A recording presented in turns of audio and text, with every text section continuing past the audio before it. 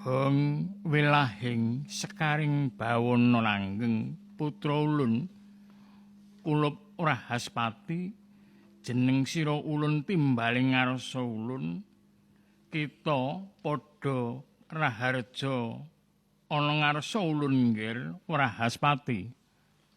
Nun inggih pukulun Sang Hyang Jagat Girinata jimat punden kula. Sowan kula wonten ing ngarsa Paduka tebih ing Rubeda. Mboten langkung putra pulunan Paduka pun Rahaspati ngaturaken sungkeming pangabekti kunjuk wonten pepada Paduka pukulun. Ya wis ulun tampa nggir. Sira ngaturake pangabekti ana ngarsa ulun. Kulup apa ora ndadekake guguping atinira dene sira sen timbali ana ngarsa ulun nggir Rahaspati. Nun inggih kaluhuran dawuh Paduka pukulun sayektosipun adamel kejoting manah kula. Dene menapa ta darunanipun dene pukulun Sang Hyang Jagat Girinata hanimbali putra Paduka ing sanyaruripun Rahaspati pukulun. Ya nggir Rahaspati. Kaya wis mahyiwaning mangsa kala tumapak ing Baratayuda. Ana kewajiban sira kang kudu sira lakoni luwih-luwih sira jejering satriya tama. Apa wis mangerteni darmaning satriya nggir kulup Rahaspati?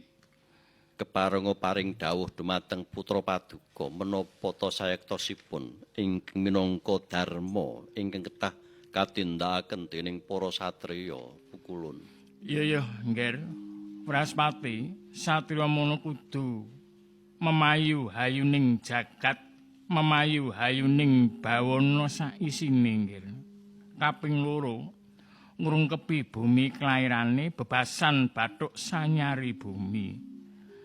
Kaping telune satriya kudu akare suka asung pangan marang wong kaluwen, paring padhang marang wong pepeteng, asung banyu marang wong kasatan, akarya suka marang kanandang prihatin nggir Rahaspati.